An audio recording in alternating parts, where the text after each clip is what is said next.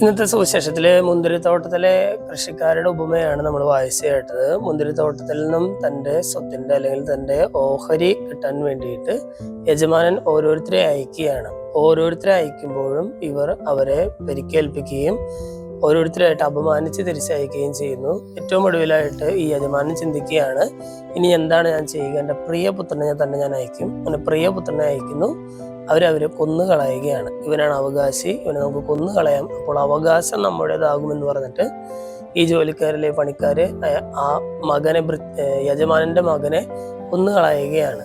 അപ്പോൾ ഈശോ പറയുകയാണ്, ഇനി ഞാൻ എന്താണ് ചെയ്യുക? ഇനി ഈ ഉടമസ്ഥൻ എന്ത് ചെയ്യും? ഇവൻ നിർദാക്ഷിണ്യം വന്നിട്ട് ഇവരെയൊക്കെ തീർച്ചയായിട്ടും ഇവരെ പുറത്താക്കും, അല്ലെങ്കിൽ അവരെ പ്രഹരിക്കും, കൊന്നുകളയെന്നൊക്കെ പറയുകയാണ്. സ്നേഹമുള്ളവരെ, തങ്ങൾക്കെതിരായിട്ടാണ് ഈ ഉപമ ഈശോ പറഞ്ഞതെന്ന് യഹൂദർ മനസ്സിലാക്കുന്നുണ്ട്. എന്ന് പറഞ്ഞാൽ ഈശോയുടെ തന്നെ കഥയാണ് ഒരു ചെറിയ രൂപത്തിൽ ഈശോ ഇവിടെ അവതരിപ്പിച്ചിരിക്കുന്നത്. പല പ്രവാചകന്മാരിലൂടെയൊക്കെ ഇവർക്കൊരു വാണിംഗ് കൊടുക്കാനായിട്ട് ദൈവം ആഗ്രഹിച്ചു.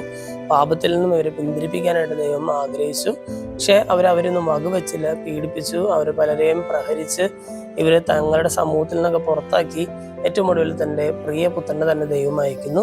പക്ഷെ ആ പുത്രനെ പോലും ഇവർ കൊന്നുകളയുന്നു എന്നുള്ള കഥ ഈശോ മറ്റൊരു രൂപത്തിൽ അവതരിപ്പിക്കുകയാണ്. സ്നേഹമുള്ളവർ, ഇന്ന് നമ്മൾ ഈ കഥ വായിച്ചു കഴിയുമ്പോൾ നമ്മളും ചിന്തിക്കേണ്ടത് ഇത് തന്നെയാണ്. അതായത് നമ്മുടെ ജീവിതത്തിലും ഈ പറയുന്ന കഥ അരങ്ങേറിയിട്ടുണ്ട്. നമ്മുടെ ജീവിതത്തിലും പാപത്തിൽ നിന്ന് നമ്മെ പിന്തിരിപ്പിക്കാനായിട്ട് ദൈവം പല വഴികളിലൂടെ പല ആളുകളെ നമ്മുടെ പക്കലേക്ക് അയച്ചിട്ടുണ്ട്.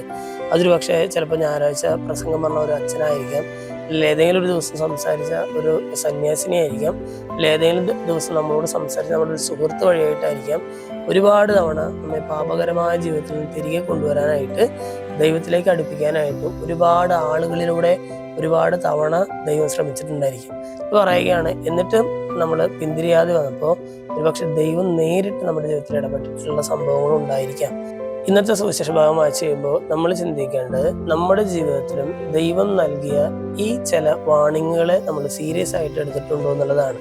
നമ്മുടെ ജീവിതത്തിൽ പാപത്തിൽ നിന്നും പിന്തിരിയാനായിട്ട് ദൈവം നമുക്ക് നൽകിയിട്ടുള്ള ചില സൂചനകൾ നമ്മൾ സീരിയസ് ആയിട്ട് എടുത്തിട്ടുണ്ടോ?